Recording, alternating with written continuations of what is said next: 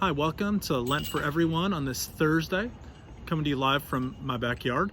And it's good to be with you and to finally enter into a passage here in Matthew 3 that feels a little bit more Lent-ish. I find N.T. Wright's point very, very interesting, that we need to know this story of the Jews that we are entering as people who are not from that background, and that what Jesus is trying to do is to connect.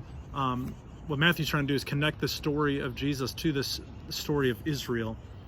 I find it interesting when he describes on page 5, he says, "Even when the Jews returned from Babylon and rebuilt the temple, there was a lingering, uneasy sense that there was more to come, that all was not yet well, so they told the story like this.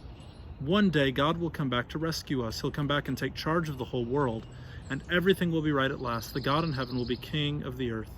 That's what we're waiting for. So we get this sense that the Jewish people truly, when waiting for Messiah, they were waiting for God to return, to come back to the earth, to make all things right, because they were still not in the place of the promised land where they had left before. And then what's interesting is that he describes two things that happen in this passage with John the Baptist.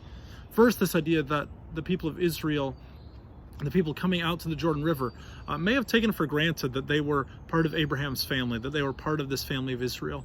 And Wright says two things here. He says, one, there's a sharp judgment that John the Baptist offers towards people who think they're just going to be part of God's family no matter what. And then the second thing is completely an open invitation of it, that this is a way wider net than maybe the people have experienced before, and that God is going to do a new thing and invite many others into the house of Israel.